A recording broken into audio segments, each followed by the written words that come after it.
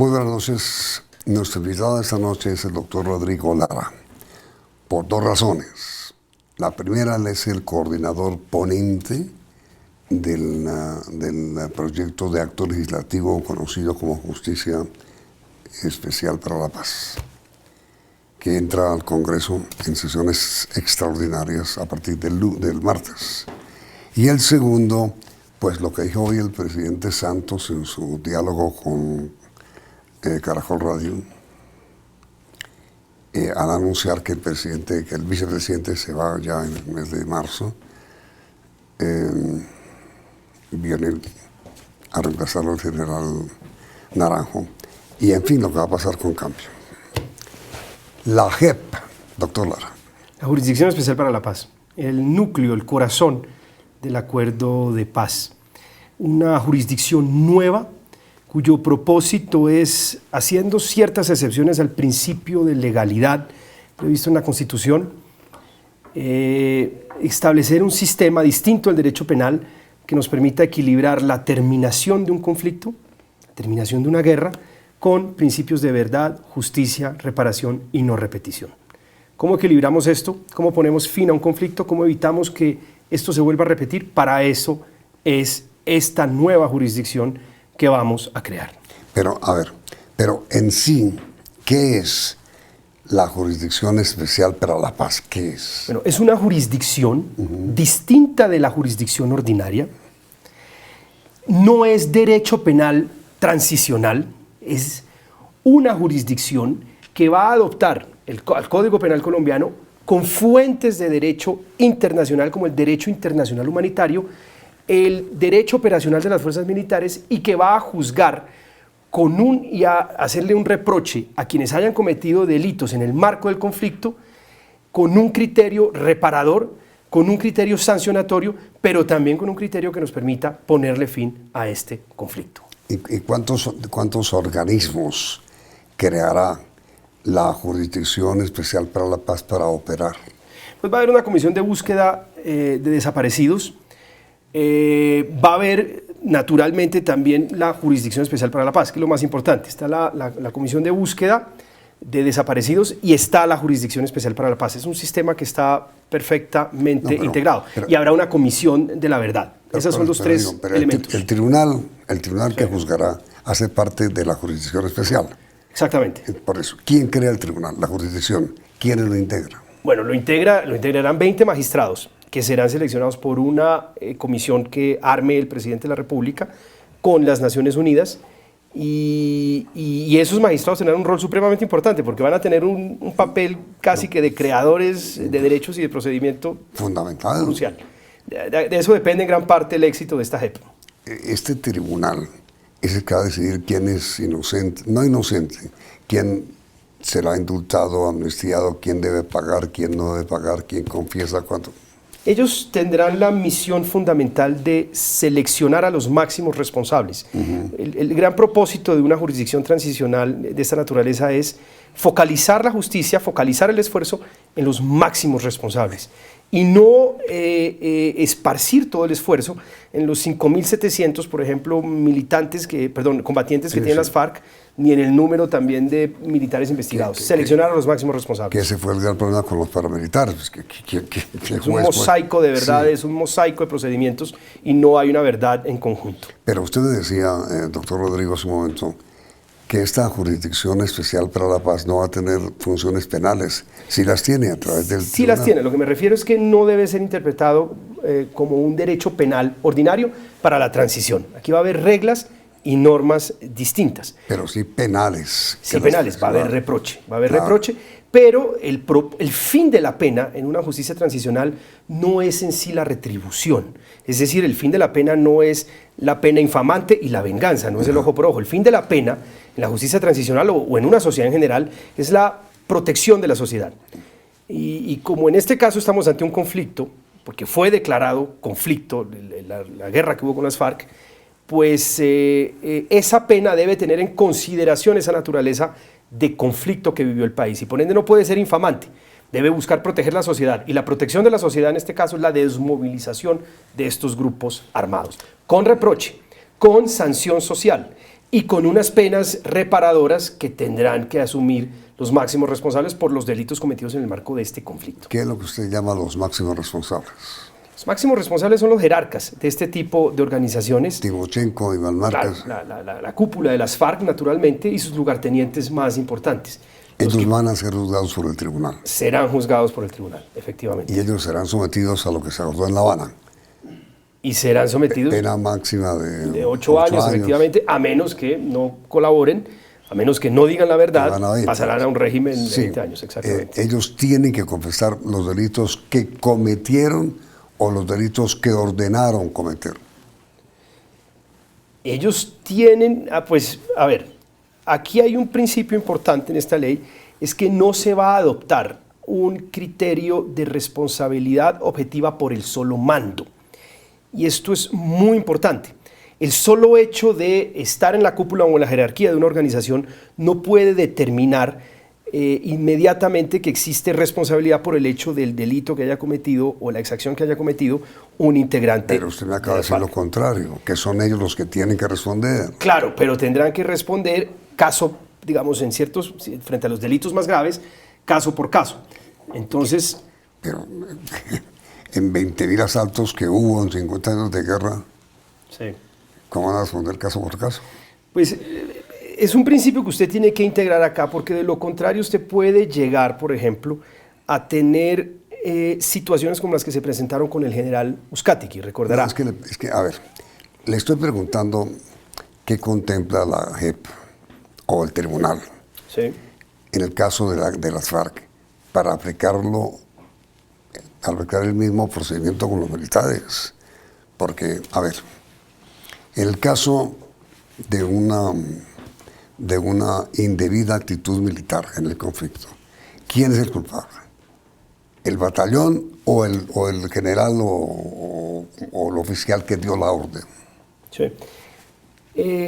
Después de la famosa tutela en la Corte Constitucional del caso Uzcategui, se estableció en Colombia un principio que se llama la responsabilidad objetiva por el mando, sí, lo que llevó a que se condenara al general Uzcategui por ser comandante de una división, a pesar de que él no tenía control efectivo respecto a lo que estaba pasando en Mapiripán, en donde existe una columna móvil. ¿Y eso está vigente? Eso estuvo vigente en la jurisprudencia, pues en una tutela de la Corte Constitucional. La Corte Suprema de Justicia luego ratificó esa tutela, pero hoy la misma Corte Suprema de Justicia estableció, por ejemplo, en el caso de Timochenko frente al reclutamiento de menores, que automáticamente no se puede derivar la responsabilidad del mando por hechos que hayan cometido estructuras o columnas dentro de una organización de esta naturaleza. Pero eso contradice el principio que quedó establecido, o digamos, la jurisprudencia que la misma Corte Suprema dictó en el caso de Uzcategui. Claro, pero la jurisprudencia en el caso de Timochenko frente al reclutamiento de menores, que es un fallo muy reciente, rompe con la idea de la teoría objetiva del mando. Es que la teoría objetiva del mando está hecha más para organizaciones ilícitas en donde lo que haga un sicario, un elemento X dentro de esa jerarquía criminal, responde toda la estructura criminal. Es una teoría cómoda para poder imputar a los máximos jerarcas de una organización criminal, pero en el caso, digámoslo, de una jurisdicción especial para la paz, en donde se quiere hacer justicia caso por caso con los máximos responsables, puede hacer, digamos, más difícil las cosas y puede ser supremamente injusta con las fuerzas militares, porque de lo contrario usted tendría que atribuirle a toda la jerarquía de las fuerzas militares los desafueros que hayan podido cometerse en determinadas circunstancias. Ese es el problema que le planteo. Sí. ¿Qué van a hacer? Bueno, pues se establecen unos criterios de responsabilidad. Se debe, por ejemplo, en el caso de la responsabilidad del mando, se deberá, y le voy a leer aquí textualmente, no podrá fundarse esa responsabilidad exclusivamente en el rango, la jerarquía o el ámbito de jurisdicción. ¿Qué está leyendo? Lo que dice el artículo sobre responsabilidad del mando sobre lo que dice el proyecto. Este es uno de los temas más sensibles. Lo que dice el proyecto. Exactamente. ¿Me quiere repetir, por favor? No podrá fundarse la responsabilidad del mando exclusivamente en el rango, la jerarquía o el ámbito de jurisdicción. Es decir, no se podrá acusar al general Uzcategui. Exactamente. Deberá determinarse si el general Uzcategui tenía mando efectivo, si tenía control real, si tenía capacidad legal para evitarlo, si tenía conocimiento actual o actualizable. Lo grave de esto, grave no, lo inquietante, es que en este momento hay detenidos más de 5.000 militares. 5.200 militares, 2.000 con medida de aseguramiento. Y con una dificultad muy grande, y es la inadaptación del derecho penal a las circunstancias de una guerra irregular como la colombiana. Mire, los combates en Colombia, la guerra irregular, son combates nocturnos, son combates que se presentan en condiciones geográficas muy difíciles, y cuando le llega un caso de esta naturaleza a un fiscal, el fiscal se encuentra que hay un señor de civil que aparece muerto, y que pues no se sabe si murió en combate, no se sabe si en muchos casos si hubo de pronto exceso por parte de las fuerzas militares. ¿Cómo definir que esto no fue un falso positivo? Usted tiene que aplicar normas de derecho operacional. El derecho operacional, que son los protocolos que rigen el funcionamiento de las fuerzas militares. Entonces, las fuerzas militares tienen un derecho operacional que deriva de lo que llaman el derecho internacional humanitario, que son los protocolos de Ginebra, que son básicamente manuales de cómo hacer una guerra sin cometer crímenes de guerra. Entonces, ¿qué es importante en la JEP? Pues que va a utilizar el DIH, va a utilizar el derecho operacional de las fuerzas militares y va a mirar caso por caso en dónde hubo un desafuero y en dónde lo que hubo fue un combate legítimo en donde se cumplieron los protocolos. El derecho penal de una sociedad en paz, que es el derecho penal que nos rige a nosotros, no está adaptado para entender muchas veces estas situaciones de conflicto. Pero, a ver, doctor Lara, va a ser muy complicado tener una jurisprudencia o una legislación que beneficie a la guerrilla y no a los militares. No, el tratamiento debe ser distinto, pero simétrico, sí, digamos. Y no sí, al fin y al cabo, porque unos serán del Estado y otros serán contra el Estado. Aquí hay dos principios muy importantes que hacen que el tratamiento sea distinto, más si es simétrico. Frente a la guerrilla se presume ilegalidad en todo su obrar. Frente a las fuerzas militares se presume legalidad. Frente a la guerrilla podrá haber imputaciones colectivas. Frente a las fuerzas militares habrá imputaciones individuales. No se va a presumir de ninguna manera que los crímenes que han podido cometer agentes del Estado obedecen de facto a una estrategia o a un gran propósito colectivo. Que no lo fueron. Que no lo fueron, exactamente. Entonces va a haber un tratamiento simétrico, pero distinto. Bien. Se respeta el principio de legalidad con las fuerzas militares, a la guerrilla se presume que actuaron ilegalmente porque estuvieron al margen de la ley. Pero en el caso, por ejemplo, de los delitos, de los falsos positivos, que es el gran dolor de cabeza, ¿cómo se puede aplicar eso a la tropa misma? Eso es lo que habrá que mirarse caso por caso. Pero justamente para eso es el derecho operacional, para que se sienten unos magistrados especializados en derecho internacional humanitario, especializados en derecho operacional, y miren, bueno, aquí había una escuadra, estaban descansando, oyeron unos tiros, el soldado X disparó más de lo que debía disparar, actuó conforme al protocolo, se le debe imputar la responsabilidad al oficial que estaba al mando de ese pelotón o no, o fue un error. Pues usted solo lo determina con derecho penal. Si usted le aplica solamente el derecho penal ordinario, usted simplemente dice, aquí murió este señor, es un civil, el comandante de este pelotón es el capitán, responde el capitán. ¿Sí me hago entender? Porque no hay una lectura operacional de la situación de combate. Sí, pero ¿qué dice el acto legislativo sobre ese tema? ¿Qué dice el acto legislativo? Que no se podrá presumir por el solo hecho del mando la responsabilidad. Es decir, esto es lo contrario de lo que usted acaba de citar, no es decir, no se trata de llamar al mayor que estaba al frente, sino de juzgar a los soldados que lo ejecutaron. O al capitán si tiene responsabilidad, ¿se me va a entender? Porque si usted está a mirar el manual operacional, si en ese manual operacional el capitán estuvo por fuera de las reglas, si violó las reglas operacionales del combate, que son protocolos muy estrictos, pues ese capitán deberá responder. Lo que pasa es que no vamos a aplicar objetivamente, automáticamente la responsabilidad para esas personas. Sí, el caso de esos falsos positivos, que es el gran tema, es que es la acción militar o de miembros de las fuerzas militares contra algunas personas en estado de indefección, ni siquiera armadas. Claro, en el caso de los falsos positivos, hubo falsos positivos. La jerarquía militar reconoció y pidió perdón por los falsos positivos, lo mismo hizo el presidente de la República. Bueno, entonces, esos casos pues, se condenan, se terminan, pero hay muchos otros que son tildados de falsos positivos, pero no necesariamente son un falso positivo. Lo que pasa es que los hechos pueden hacer pensar que se trata de un falso positivo. Un civil que muere después de un combate. La guerrilla generalmente va vestida de civil, sobre todo hoy en día, que no tiene pretensiones de ejército y que volvió a su estrategia de guerra de guerrillas. Hoy en día, antes Es no. un civil, era un civil, Sí. tenía de pronto elementos que pudieran hacernos pensar que era un guerrillero.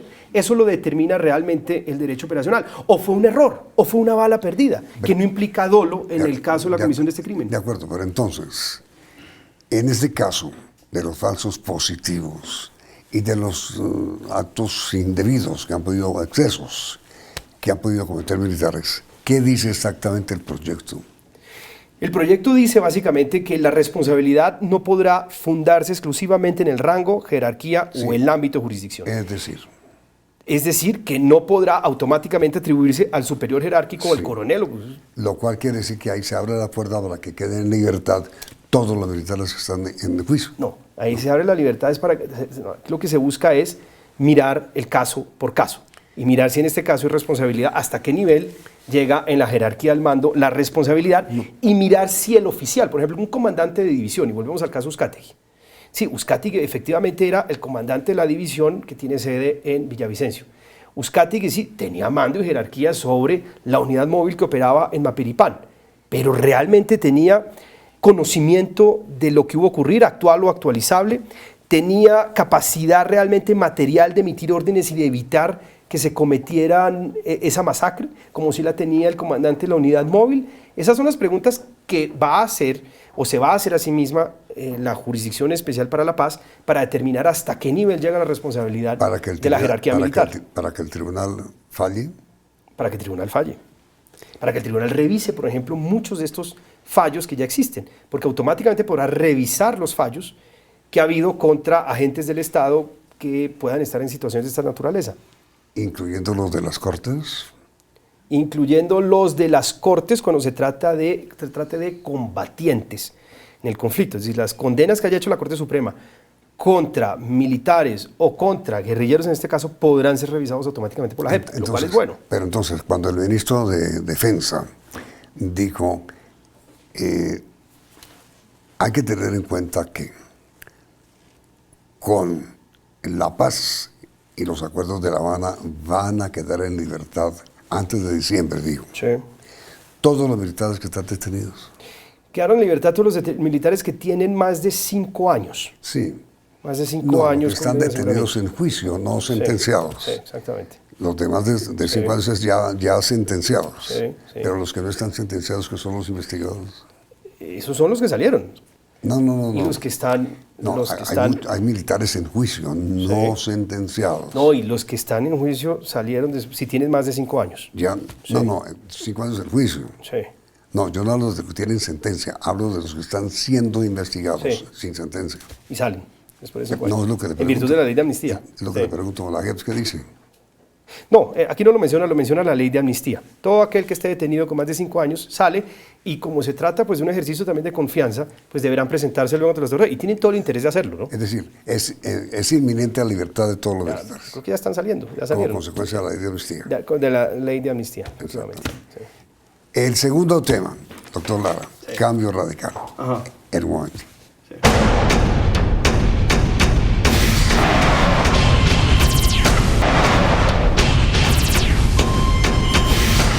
Bueno, el presidente Santos anunció hoy que en marzo se deben ir todos los que tengan aspiraciones políticas. Todos es todos. Vicepresidente, ministros, etcétera, etcétera, etcétera. Yo tengo entendido que el vicepresidente hubiera querido extender hasta mayo, pero le dijeron no, en marzo. Inclusive el presidente hubiera querido, según se entiende o se cree, que hubiera sido mucho antes de marzo y por eso hizo público la designación del general Naranjo como vicepresidente. No, yo no creo. La designación del general Naranjo era un secreto a voces. No, era un secreto a voces. Porque Santos lo regó. No, lo que pasa es que el presidente yo creo que también soltando esta noticia se quitaba un poquito la presión. Imagínense usted la cantaleta política de una cantidad de partidos políticos, de una cantidad de gente con derecho, otros de unos lagartos que todos querían ser vicepresidentes de la República. Entonces ya dijo, mire, no me jodan más la vida, va a ser el general Naranjo. Y me parece que acertó, porque el general Naranjo está a la altura de la dignidad. Y también se quitaba encima un poco la presión de cambio radical.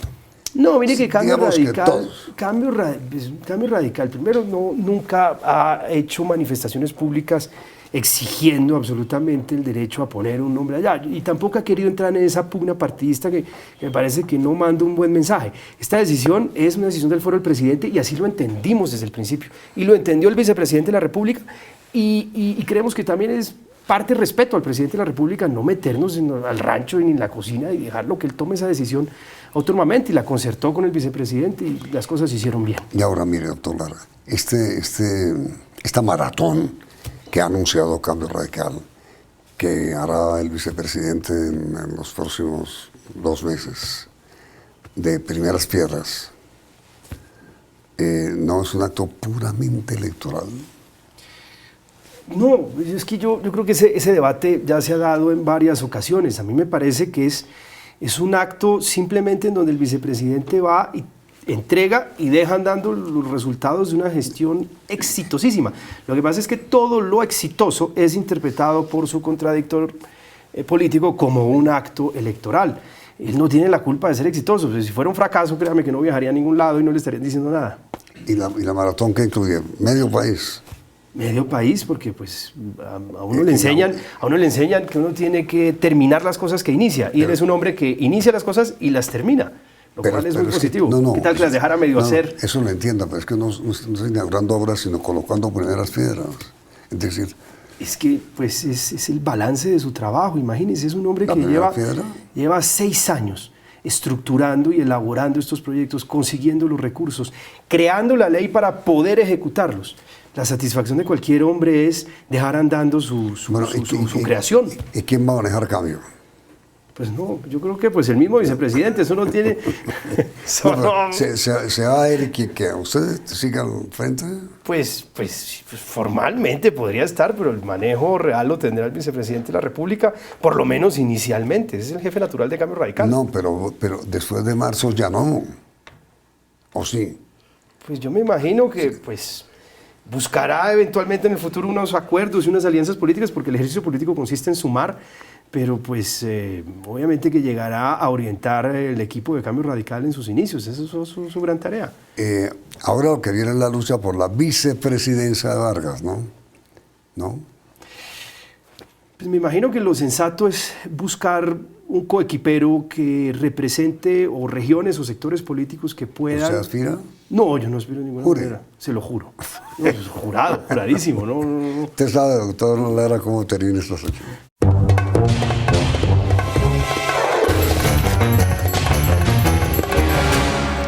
Nuestra parte final, doctor Rodrigo. Le voy a poner nombres propios, usted me dice. Germán Vargas Lleras. Resolución. Presidente Santos. Disciplina. Álvaro Uribe. Tenacidad. Rodrigo Lara. Servidor. Clarita López. Trabajo. Claudia López. Temperamento. Sergio Fajardo. Ni chicha ni limonada. Humberto de la Calle. Una gran obra. Ahora para usted y para nuestros televidentes, para usted, ¿le gusta Germán Vargas como candidato presidencial? Extraordinario. ¿Y a ustedes? ¿Sí o no? Resultado testimonio al final de la emisión. Doctor Rodrigo, muchas gracias. A usted, Yamil, muchas gracias. Feliz año y mucha suerte. Vienen las noticias del día en la emisión central del Noticiero CM.